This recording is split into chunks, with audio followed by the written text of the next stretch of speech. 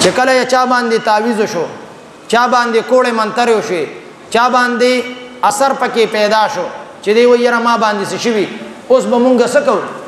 خلکو پسې به ښځې وباسو چې لړ شي پلاني ځای له ښځو ته وایي لړ شي پلاني ځای کې دمګرې دی او پلاني ځای کې تعویذګر دی. نه، دا غلطې طریقې دي چې ستا ښځه دا به تا سره په خپل کور کې، دا به نورو خلکو کره نه لیږي.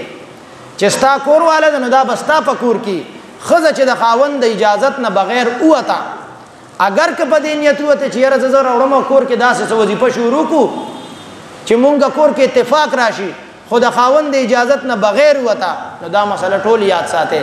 په دغه ښځه باندې د خدای لعنت ورېږي. نو یاره چې په یو ښځه د خدای لعنت ورېږي نو هغه کور کې به اختلاف راځي کې اتفاق به راځي.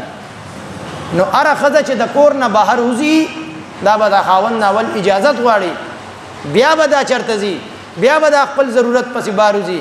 نو چې چا باندې تعویذونه وشو، چا باندې کوړې منترې وشوې، نبی علیہ السلام باندې خو شو، خو د الله فرشتې راغی نبی علیہ السلام ته وښوده. اوس که زه وایم چېرې په پلاني کس باندې تعویذ شوي او په پلاني قبر کې ښخ شوي ما ته چوي، دا گیم دی، دا دوکه ده، دا پیسو له چل دی.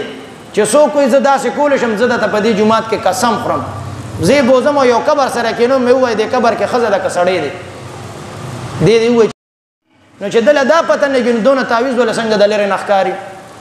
نو دا دوکه ده، پیسو له چل جوړ کړی. کم کس چې پیسې الي دا دې پیسو له د چل جوړ کړی. ستا دا پیسې هم ټیک نه دي او هغه چې الي هغه دپاره هم ټیک نه دي. کمې ښځې چې د کور نه وځي چې پلاني ځای کې تعویذونه راوباسي دا ټول گیم دی. چې تعویذ راوباسي او دنه 50,000 روپۍ ته په تعویذ الې، خو دې ځای کې نو د بینک نه ډارې کې ګتې راوباسه پیسې. ما یو پروګرام کې دا بیان وکړم چې ته د تعویذ راوباسې او ځان ته ملا وې او ځان ته تعویذ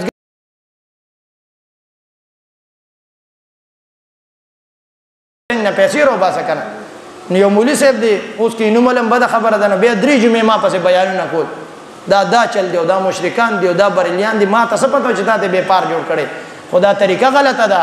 رب دې موږ ټولو ته هدایت نصیب کړي. په تعویذونو باندې زرګونه او لکونه پیسې اخیستل دا غلطه طریقه ده.